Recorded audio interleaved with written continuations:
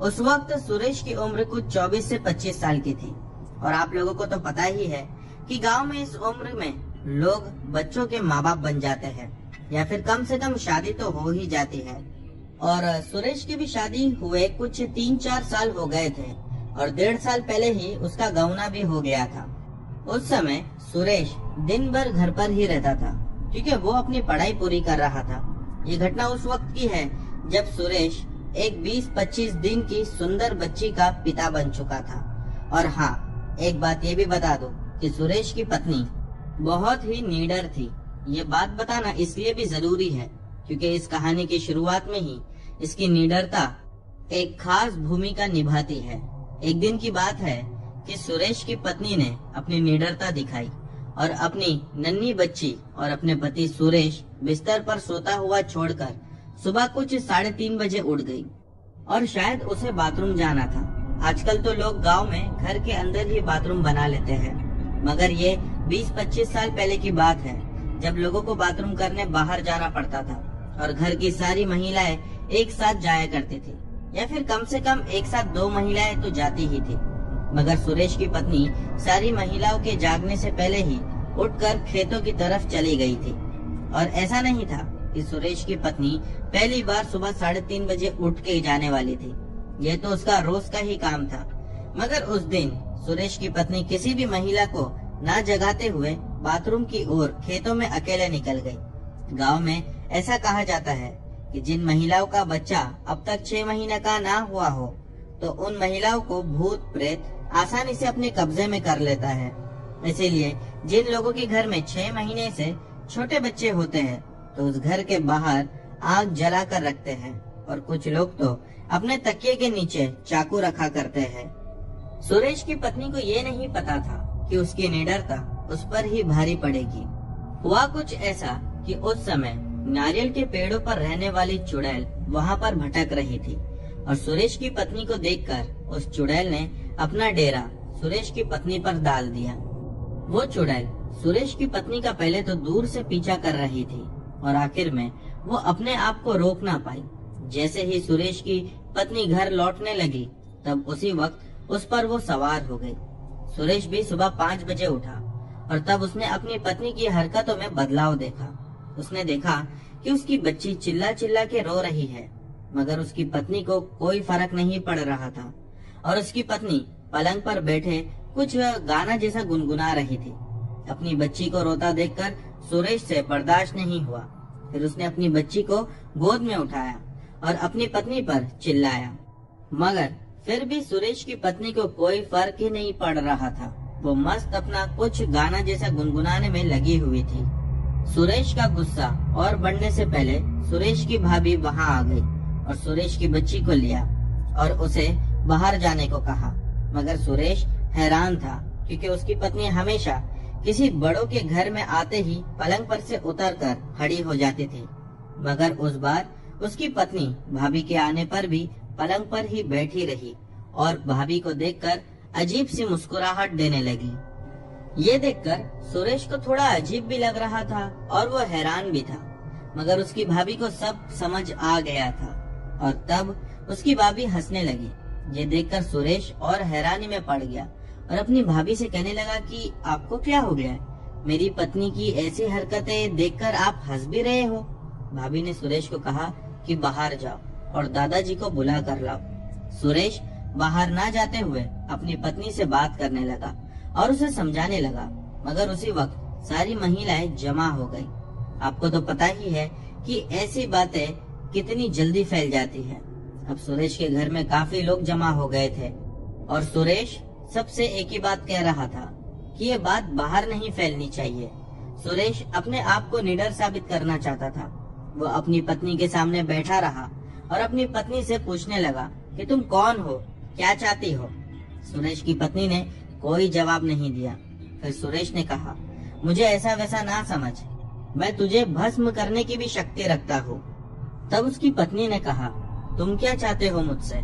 जिसके बाद सुरेश थोड़ा और भड़क कर दोबारा उसकी पत्नी से पूछने लगा। तब जाकर उसकी पत्नी ने बताया कि मैं नारियल की पेड़ की चुड़ैल हूँ।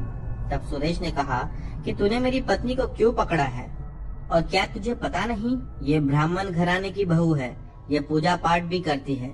ये सुनकर वो चुड़ैल बोली कि मैं तेरी पत्नी को मजबूरी में पकड़ी हूँ, मगर मैं और देर नहीं पकड़ सकती, इसीलिए अब मैं जा रही हूँ। तब सुरेश बोला, क्यों, क्या हुआ, डर गई ना मुझसे? ये सुनकर सुरेश की पत्नी के अंदर जो चुड़ैल थी उसने कहा कि कैसा डर, मैं तो उससे जल रही हूँ जो इस घर पर लटक रहा है और मुझे जला भी रहा है। दरअसल बात यह है कि सुरेश के घर के सामने एक बहुत बड़ा पीपल का पेड़ था और उस पेड़ पर एक अच्छी आत्मा रहती थी जो बुरी आत्माओं का खात्मा कर देती थी। और हाँ, इस पेड़ की एक डाली सुरेश के कमरे में लटकती थी, और ऐसा नहीं कि सिर्फ सुरेश के ही कमरे में आकर एक डाल लटकती थी, बल्कि पेड़ इतना विशाल था कि उसकी कई सारी डालियां घर के कई कमरों के ऊपर लटकती थी और कई सारी डालियां घर के आंगन में लटकती थी। अब तक तो सब ये समझ रहे थे कि सुरेश उस चुड़ैल को भगाना चाहता है, लेकिन आगे किसी को क्या पता था कि सुरेश कुछ अजीब सी उससे बातें करेगा। सुरेश अचानक उसे कहने लगा कि तू मुझे छोड़कर मत जा। ये सुनना था कि सुरेश की पत्नी के अंदर जो चुड़ैल थी वो एक अजीब सी आवाज निकालकर हंसने लगी। कहने लगी, क्या बोल रहा है? जिस पर सुरेश ने कहा कि बिल्कुल सही तूने सुना, तू मुझे छोड़कर मत जा, तू मुझसे शादी कर ले। जिस पर उसने कहा, तू मुझसे क्यों शादी करना चाहता है? सुरेश ने कहा कि मैं बेरोजगार हूँ और अगर मैं तुझसे शादी कर लूंगा तो मेरे पास बहुत सारा धन आ जाएगा। फिर चुड़ैल ने कहा कि उस धन दौलत पर तुम इंसानों का हक नहीं है, और जो इंसान उसे लेने की कोशिश करता है तो हम उसे जान से मार देते हैं। वैसे तो सुरेश के मन में बहुत सारे और भी सवाल थे, लेकिन उसने सबसे पहला सवाल उससे पूछा कि क्या तुम भगवान को जानते हो और क्या तुम भी पहले इंसान थे? वहाँ पर मौजूद सभी लोगों के मन में शायद यही सवाल उठा हुआ था।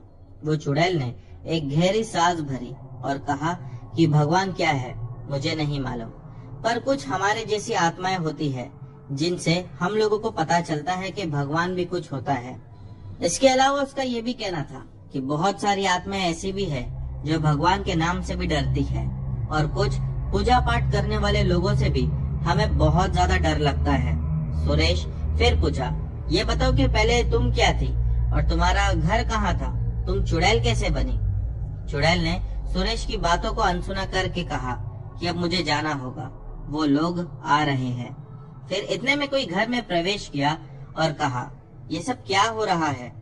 सुरेश कुछ बोलता इससे पहले ही उसकी पत्नी साड़ी का पल्लू अपने सर पर रख दी और जल्दी से पलंग से उतरकर नीचे बैठ गई और मेरी बच्ची कहते हुए अपनी बच्ची को गोद में ले लिया।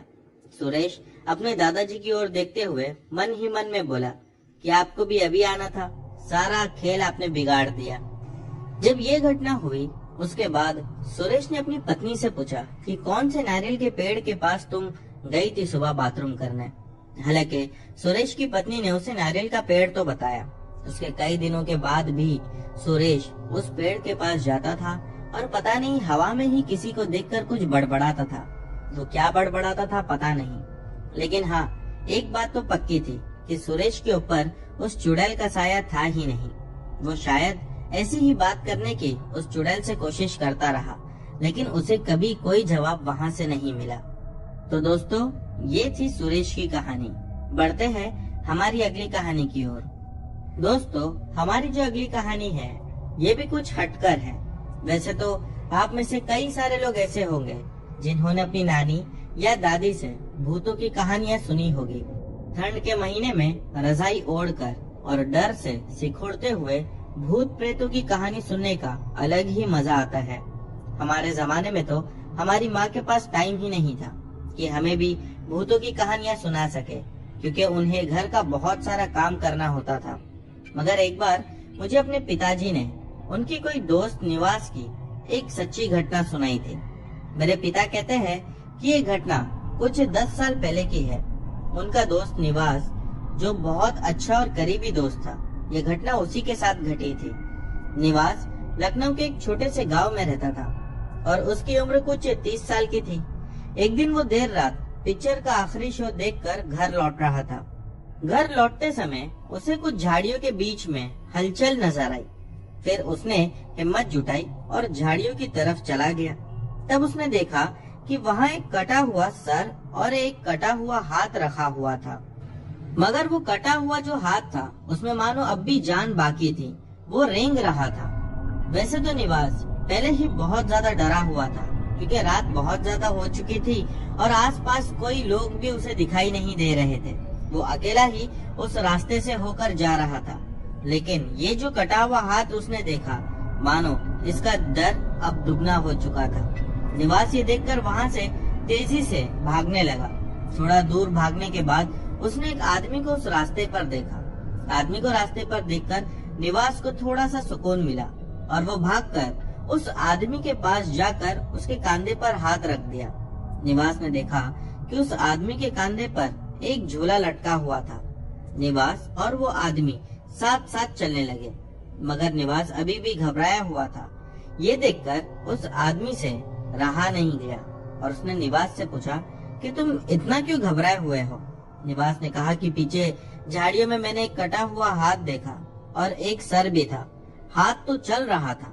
ये सुनते ही वो आदमी अपने झोले में हाथ डाला और एक कटा हुआ हाथ निकालकर निवास से पूछा, क्या वो यही हाथ था? ये देखते ही निवास अब उस आदमी से भी दूर भागने लगा और भागते भागते उसने एक रिक्शा को खड़ी हुई देखा। जाकर वो उसमें बैठ गया। वो रिक्शा वाला निवास से कहा कि अरे भाई आराम से बैठो, कहीं चोरी करके आ रहे हो क्या? निवास ने उस रिक्शा वाले से कहा कि तुम मेरी फिक्र मत करो और यहाँ से चलो। पहले तो उस रिक्शा वाले की रिक्शा ही नहीं चालू हो रही थी। फिर उसने निवास से कहा कि थोड़ा धक्का लगा दो। तब निवास रिक्शा से उतरकर रिक्शा को धक्का लगाने लगा। रिक्शा चालू होने पर निवास रिक्शा में बैठ गया और वो अपनी आंखें बंद करके सोचने लगा कि ये सब क्या हो रहा है और कैसे हो सकता है कि एक कटा हुआ हाथ रेंग रहा था। वो यही सोच में पड़ गया और कुछ देर बाद जब उसने अपनी आंखें खोली तो देखा कि रिक्शा वाला नहीं है और रिक्शा अपने आप चल रही थी। ड्राइवर के सीट पर एक कटा हुआ सर रखा हुआ था। निवास के बाजू में वही कटा हुआ हाथ रखा था। ये देखकर उसने तुरंत चलती हुई रिक्शा से छलांग लगा दी और भागते भागते अपने घर पहुंच गया। निवास घर का दरवाजा जोर जोर से खटखटाने लगा। तभी ही उसकी माँ ने आकर दरवाजा खोला। निवास घर में घुसकर जल्दी से रजाई में घुस गया। निवास को ऐसा देखकर उसकी माँ हैरान हो गई और फिर उसकी माँ ने अपने बच्चे का सर उठाकर अपनी गोद में रखा और उससे पूछने लगी। जब निवास ने अपनी माँ को पूरी घटना सुनाई जो उसके साथ घटी थी। पहले तो निवास की माँ ने सब कुछ सुन लिया और उसे सुनकर निवास की माँ ने उससे कहा कि बेटा, उस रास्ते पर बुरी आत्मा का साया है। वो तो अच्छा हुआ कि तू सही सलामत घर लौट आया और अब दोबारा उस रास्ते से रात में कभी मत आना। निवास ने फिर उस रास्ते से हमेशा के लिए घर आना जाना छोड़ ही दिया, या मानो यूँ समझ लो कि अब वो दिन में भी उस रास्ते से नहीं आता जाता था। तो दोस्तों, ये थी निवास की कहानी। बढ़ते हैं हमारी अगली कहानी की ओर। दोस्तों, हमारी जो अगली कहानी है ये हमें शालिनी जी ने भेजी है। चलिए इनकी कहानी शुरू करते हैं। वैसे तो मैं महाराष्ट्र की रहने वाली हूँ, लेकिन ये घटना जो मैं आप लोगों को बताने जा रही हूँ ये मेरे साथ वेस्ट बंगाल में घटी। दरअसल मेरी लव मैरिज होने के बाद मैं वेस्ट बंगाल शिफ्ट हो गई थी। वहाँ जाने के बाद शुरुआत में तो मेरी जिंदगी बहुत अच्छी चली, लेकिन क्या पता था कि आगे मैं कुछ ऐसा भी देखने वाली हूँ या मुझे कुछ ऐसा भी अनुभव होने वाला है जो शायद मैंने अपनी जिंदगी में कभी ना किया हो। ये बात 1999 की है। तब वेस्ट बंगाल के एक छोटे से गांव में मेरे पति के दादा दादी रहते थे, तो इसीलिए मुझे भी वहाँ पर एक दिन जाना पड़ा। दरअसल हम लोग वहाँ पर 4 से 5 दिन रुकने के लिए गए हुए थे। जहाँ हम रहते थे वहाँ से उनका गांव लगभग 150 से 200 किलोमीटर की दूरी पर था। जब मैं वहाँ गांव पहुंची तो मुझे लोगों से ये सुनने को मिला कि जिस हवेली में हम लोग रहने के लिए गए हैं वो हवेली भूतिया है। मेरे पति ने मुझसे कहा कि ये सब खाली लोगों की बातें हैं, ऐसा कुछ नहीं है। मैंने भी उनकी बातों को मान लिया। हवेली वाकई में एकदम खंडर पड़ी थी, क्योंकि वहाँ पर मेरे पति के सिर्फ दादा दादी ही रहते थे और एक बूढ़ा सा केयरटेकर था। कभी कभार तो ऐसा लगता था कि क्या पता वो दादा दादी का ध्यान रख भी पाता होगा या नहीं। लेकिन हाँ, ये मैं आप लोगों से कहना चाहूंगी, उस हवेली में लगभग 17-18 कमरे होंगे, लेकिन दादा दादी तो नीचे के एक छोटे से कमरे में रहते थे। यही नहीं, वो जो केयर टेकर था वो भी उनके साथ नीचे के ही उनके ही बाजू के कमरे में रहा करता था। इसीलिए पूरी हवेली मानो एकदम वीरान और खंडर सी पड़ी थी। हवेली को देखकर ऐसा लगता था कि पिछले कई सालों से इसकी सफाई तक ना हुई हो। मैंने अपने पति से कहा कि हवेली कितनी गंदी है। उन्होंने मुझसे कहा कि तुम्हें इससे क्या, हमें तो कुछ दिन रहना है और फिर निकल जाना है। मैं शायद अब तक ये नहीं जानती थी कि मेरे पति जो मुझे लेकर वहाँ पर गए हैं वो उस हवेली को बेचने के चक्कर में थे। वो इसलिए भी क्योंकि अब दादा दादी अकेले नहीं रह सकते थे। तो मेरे पति ने ये सोचा कि क्यों ना हवेली बेचकर दादा दादी को अपने साथ ही रख लिया जाए। दरअसल जो मेरे पति के माँ बाप है वो अब इस दुनिया में नहीं थे, लेकिन हाँ दादा दादी दोनों थे। और मेरे हस्बैंड अपने दादा दादी से बहुत ज्यादा प्यार करते थे, इसीलिए शायद उन्होंने ये फैसला लिया था। वो दिन जिस दिन हम लोग वहाँ पर पहुँचे थे, हम लोग बहुत ज्यादा थक चुके थे, इसीलिए तब खाना खाकर सो गए, हमें पता ही नहीं चला। जब अगली सुबह हुई तो कुछ पार्टियां हमारे घर पर आने लगी जो उस घर को लेने वाली थी। हवेली देखकर शायद ऐसा लग रहा था कि वो लोग लेंगे ही नहीं, लेकिन एक आदमी ने कहा कि मैं ये लेने को तैयार हूँ, परंतु अभी मेरे पास पैसे नहीं है, लगभग 5 से 6 महीने लगेंगे। मेरे पति ने उनसे कहा, इस बीच अगर हमें कोई दूसरी पार्टी मिल जाएगी तो हम उसे बेच देंगे, और नहीं तो फिर आप ही को बेचेंगे। ये सब कुछ हो जाने के बाद शाम में मैं, मेरे पति, दादा दादी हम लोग उसी हवेली के आंगन में बैठे हुए थे।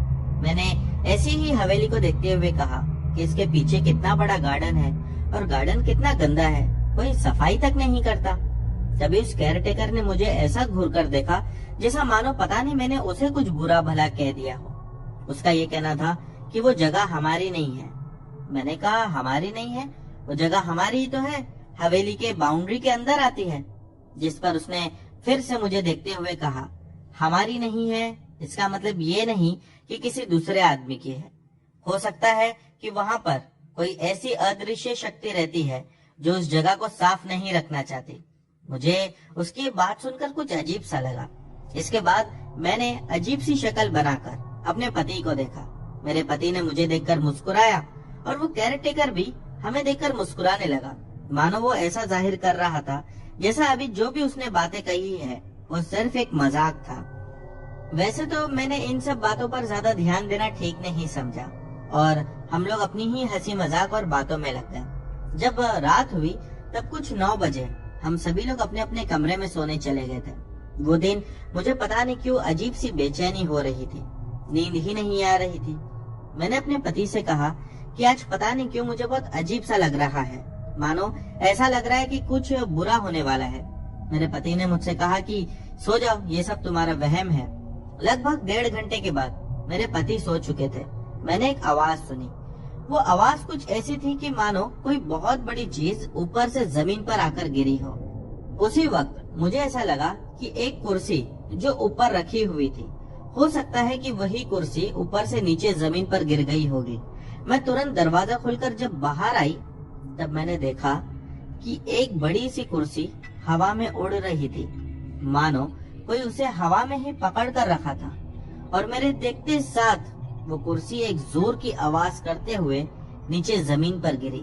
मैंने ये देखा और मेरी चीख निकल गई। मेरी आवाज सुनते ही मेरे पति जो कि अंदर सो रहे थे वो दौड़ते हुए मेरी ओर आए, कहने लगे क्या बात हुई। मैंने उन्हें सारी बात बताई। उनका ऐसा कहना था कि अरे ये सब तुम्हारा वहम होगा, तुम नींद में हो, जबकि मैं तो सोई नहीं थी, तो मैं नींद में कहां से हो सकती थी। मैंने कई बार उनको समझाने की कोशिश की पर वो नहीं माने। अगली सुबह में दादा और दादी वो दोनों ही मुझसे आकर कहने लगे कि पिछली रात में तुमने क्यों चिल्लाया था। शायद मुझे लगता है कि उन्हें इस सब के बारे में पहले से पता था या वो लोग जान चुके थे। मैंने दादी जी को पूरी बातें बताई। दादी जी मुझसे कहने लगी कुछ चीजें ऐसी होती हैं जिन्हें देखने के बाद भी हमें अनदेखा करना पड़ता है और इसी में हमारी भलाई है। मैंने दादी जी से पूछा यानी कि आप जानती है कि इस हवेली में भूत चुड़ैलों का साया है। वो मेरी ओर देखी और शायद शर्म से अपनी नजरें झुका ली। मैंने उनसे दोबारा कहा दादी जब यहाँ पर भूत और प्रेत रहते हैं तो आप लोग इस हवेली को छोड़ क्यों नहीं देते। लेकिन इस पर उनका कोई जवाब नहीं आया।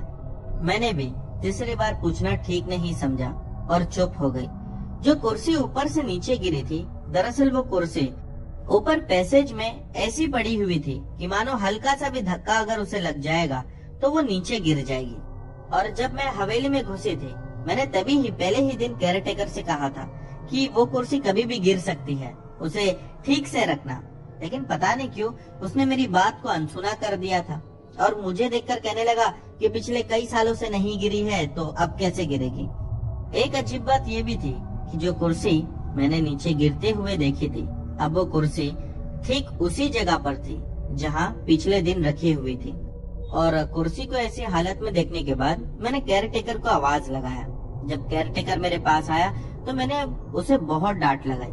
मैंने उससे कहा, तुमने कुर्सी रखी तो वापस से वैसी जगह पर रखी जहाँ से कुर्सी दोबारा गिर सकती है, थोड़ा अंदर रखते। उसका एक अजीब सा जवाब था, शायद वो मुझे डराने के लिए काफी था। उसने कहा कि कुर्सी को मैंने हाथ तक नहीं लगाया तो मैं क्यों उस कुर्सी को नीचे से ऊपर जाकर रखूंगा। मुझे पता भी नहीं है कि कुर्सी की आप क्यों बात कर रही हो बार बार। इस बार उसके जवाब देने में पता नहीं गुस्सा नजर आ रहा था। मैंने घर पर अपने पति से पूछा, उन्होंने भी यही जवाब दिया कि नहीं मैंने नहीं रखा। लेकिन मानो उन्हें कोई परवाह भी नहीं थी। उनका ये कहना था, अरे जाने दो, किसी ने भी रखा होगा। पता नहीं क्यों मेरा दिल इस बात को नहीं मान रहा था। मैं दोबारा दादी के पास गई और उनसे पूछने लगी। उन्होंने कहा कि घर में ऐसी बहुत सारी चीजें होती हैं जो अपने आप ही हो रही है, उसके पीछे का कोई कारण नहीं है और अच्छा ही होगा कि अगर तुम भी इन सब बातों पर ध्यान ना दो। मुझे पता नहीं क्यों अब इतना ज्यादा डर लग रहा था और डर की वजह से मुझे मन ही मन बहुत ज्यादा रोना भी आ रहा था। समझ नहीं पा रही थी कि मुझे क्या करना चाहिए। मन तो कर रहा था कि उसी वक्त उस हवेली को छोड़कर वहाँ से निकल जाऊं, लेकिन क्या करती, मैं मजबूर थी। उस वक्त वहाँ से चले जाना ये मेरे बस की बात नहीं थी। एक अजीब बात मैंने ये भी देखा था कि जब तक कि मैं वहाँ पर थी तब तक मैं रोजाना हवेली के आंगन में एक कौवे को मरा पड़ा देखती थी। वो कौवा इतनी बुरी तरीके से मरा पड़ा होता था जिसे देखकर ये महसूस होता था कि किसी ने उस पर छुरी या चाकू से मानो हमला करके मारा हो। कौवे का काला रंग खून की वजह से लाल हो जाया करता था। मैंने अपने पति से पूछा, जिस पर उन्होंने कहा, अरे कोई जंगली जानवर हमला कर देता होगा। लेकिन एक अजीब बात तो ये भी थी कि क्या रोजाना जानवर हमला करके बस कौवे को जान से मारकर चला जाता है, उसे खाता क्यों नहीं है। यहाँ तक भी बात ठीक थी। जब कुछ दूसरा या तीसरा दिन था तब मैं हवेली के पीछे वाले गार्डन में गई, जो कि बहुत गंदा पड़ा था। जिस गार्डन के बारे में उस केयरटेकर ने मुझसे मजाक में कहा था कि वहाँ पर कुछ अदृश्य शक्तियाँ रहती है जो नहीं चाहती है कि उनका इलाका साफ हो जाए। जब मैं वहाँ पर गई तब मुझे एक अजीब सी गंध आ रही थी, मानो ऐसा लग रहा था कि कोई मांस का टुकड़ा पिछले कई 100 सालों से सड़ गया हो। और वैसी गंध में वहाँ पर खड़ा रहना मानो नामुमकिन जैसा था। मैं तुरंत वहाँ से भागकर दूसरी ओर आ गई।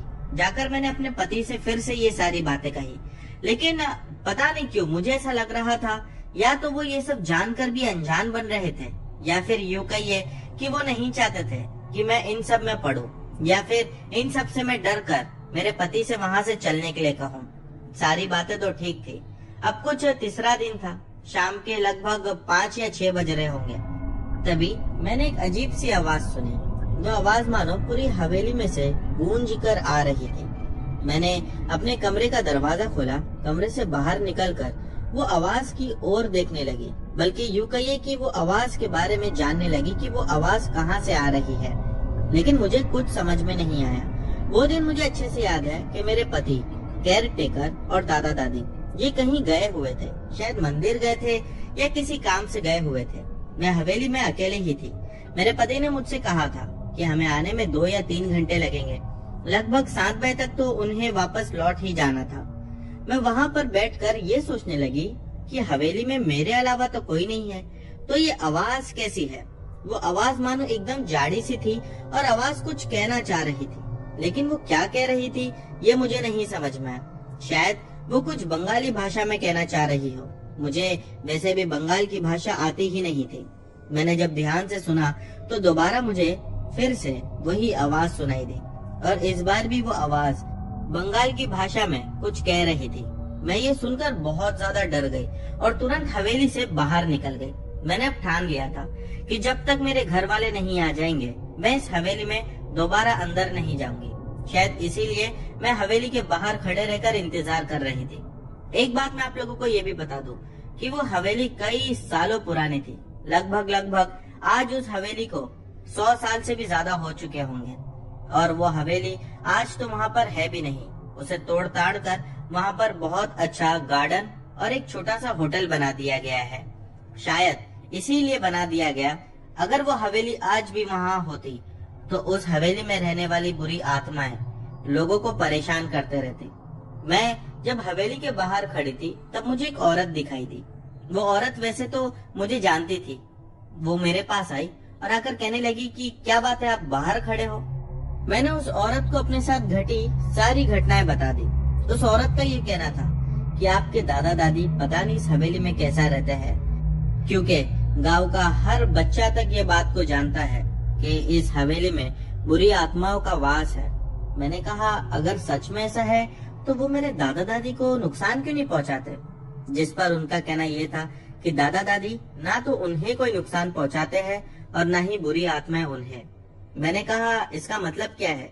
जिस पर उस औरत ने कहा कि दादा दादी जानते सब कुछ है कि बुरी आत्माएं इनकी हवेली में रहती है, लेकिन कभी भी दादा दादी ने उन बुरी आत्माओं के बीच में जाने का नहीं सोचा जैसा कि तुम कर रही हो।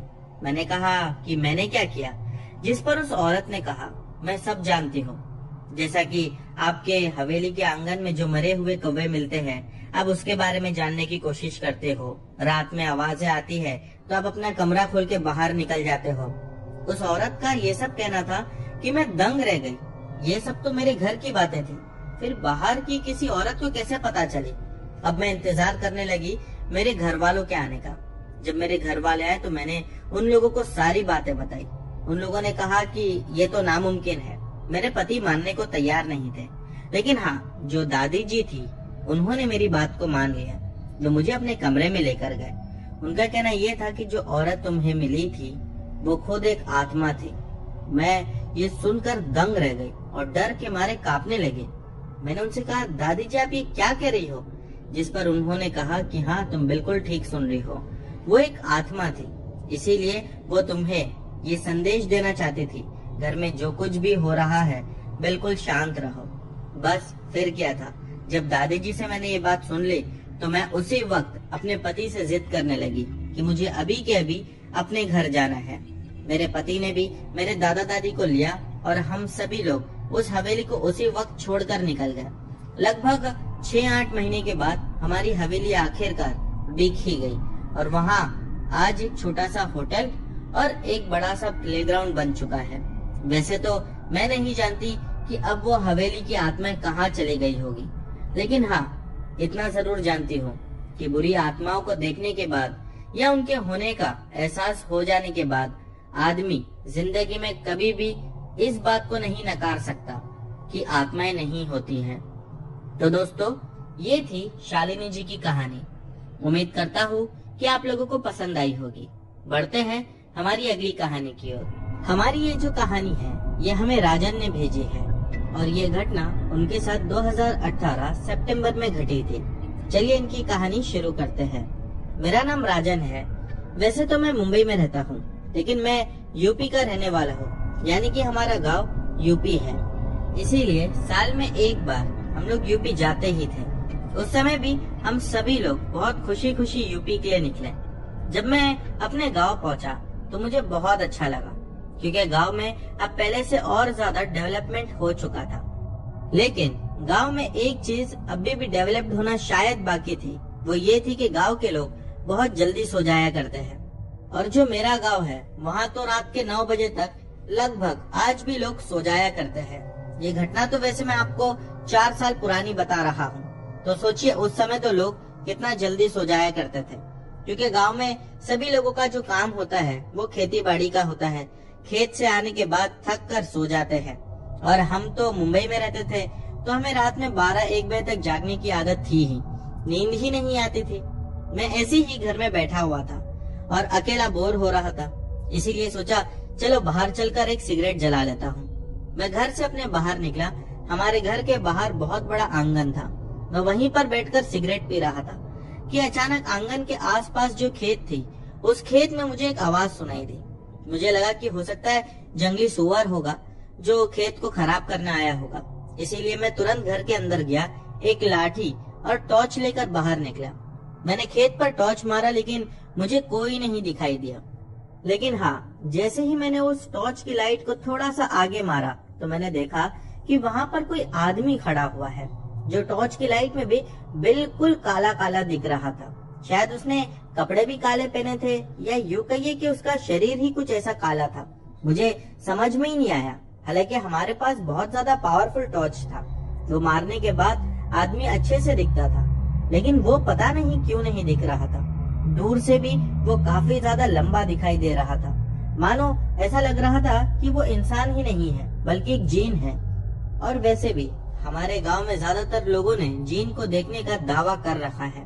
मैं एक पल को तो थोड़ा सा घबरा गया, लेकिन अगले ही पल में ये सोचने लगा कि ये सब बातों पर कौन विश्वास करता है। मैं उसकी ओर टॉर्च मारकर दूर से ही चिल्लाने लगा, कौन हो आप? वहाँ क्या कर रहे हो? मुझे ऐसा लगा कि हो सकता है वो काफी ज्यादा दूर है, इसी वजह से उसे मेरी आवाज सुनाई नहीं दे रही होगी। मैं धीरे धीरे आंगन से खेत की ओर आगे बढ़ा और सोचा उससे नजदीक जाकर पूछता हूँ। लेकिन मैं उसके पास जितना करीब जा रहा था, मानो वो मुझे अपने आप से उतना ही दूर दिखाई दे रहा था।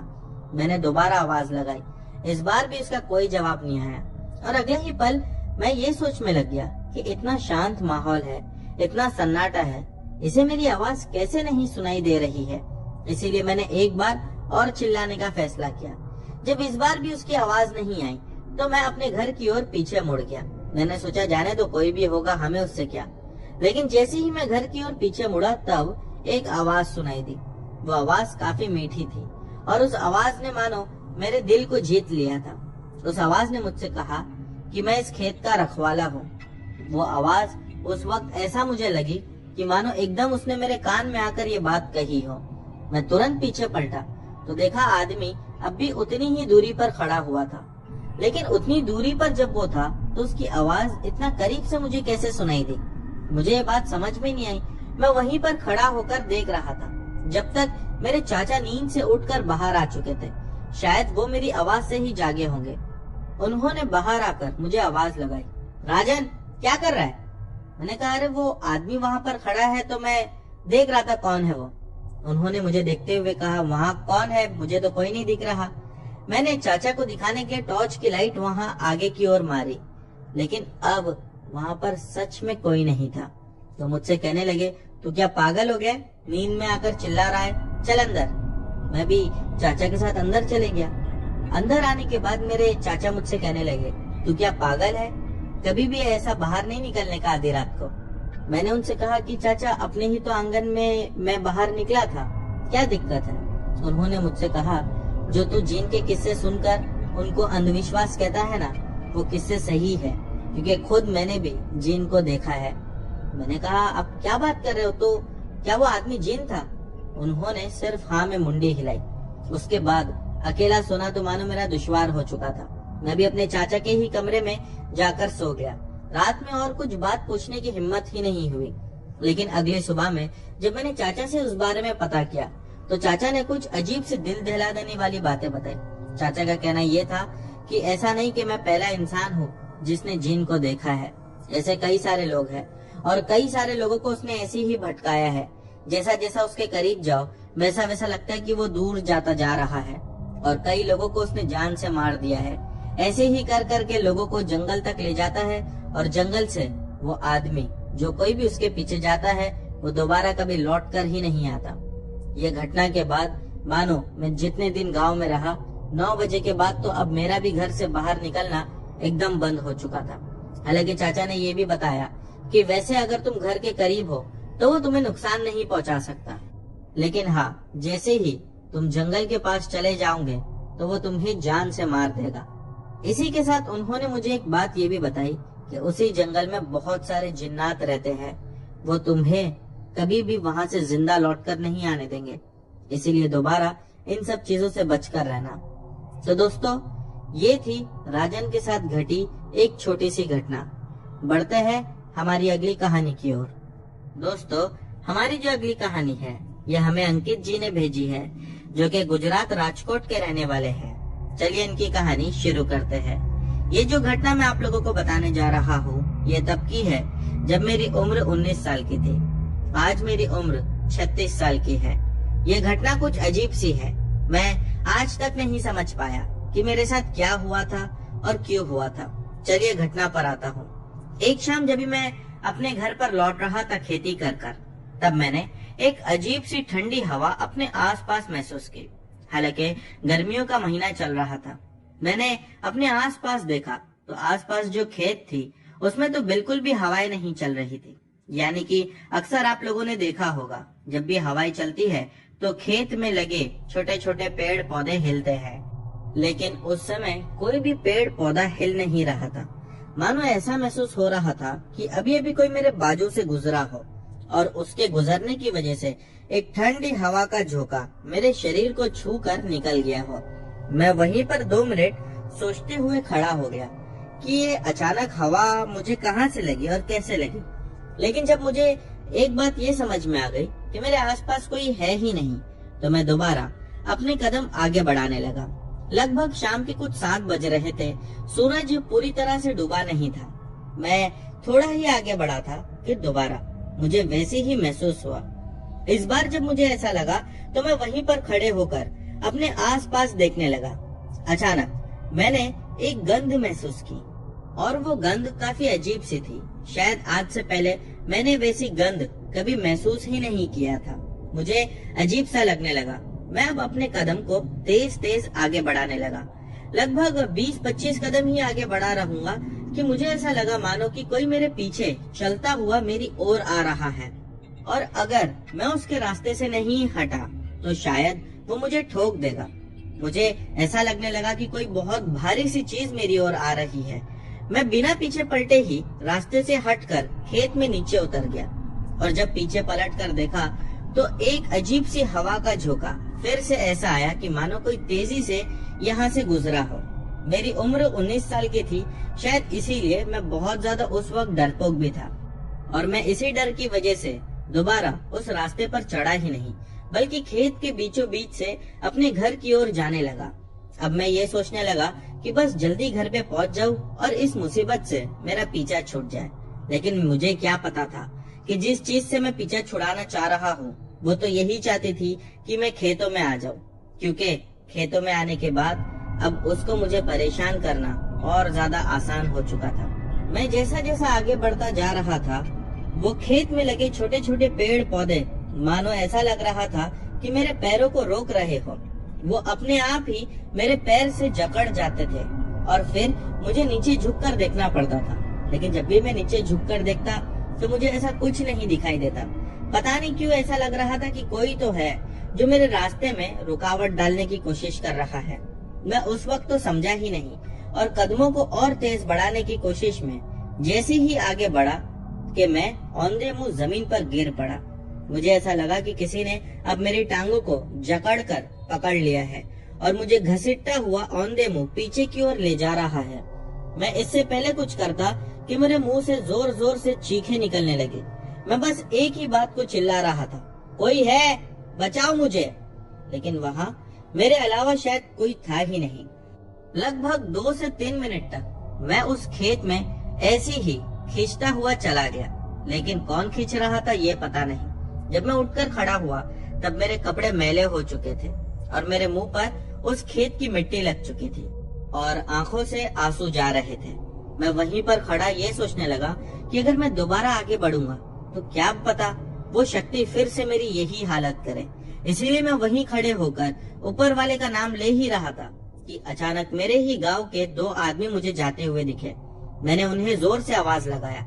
उन लोगों ने मुझे पहले ही आवाज में सुन लिया और मेरी ओर भागते हुए आए, और जब उन्होंने मुझे रोते हुए देखा तो मुझसे पूछने लगे कि क्या बात है, क्या हुआ। मैंने उन्हें सारी बात बताई। उन लोगों ने मेरी बात सुनी और उसके बाद मुझे अपने साथ ले जाकर अपने घर पर छोड़ दिया। कहने लगे कि अब जब तक कोई पूजा पाठ नहीं हो जाती तुम्हारे नाम की तब तक घर से मत निकलना। बस फिर क्या था, मेरे पापा तो वहाँ थे ही। मेरे पापा ने तुरंत ही पूजा पाठ करवाई और उसके बाद कहने लगे कि अब ये धागा हाथ पर बांध लो। हो सकता है कि सच में कोई बुरी शक्ति हो जो तुम्हें परेशान करने की कोशिश कर रही हो। और जब से मैंने वो धागा बांधा उसके बाद से कभी भी कोई बुरी शक्ति मैंने अपने आसपास महसूस तक नहीं की।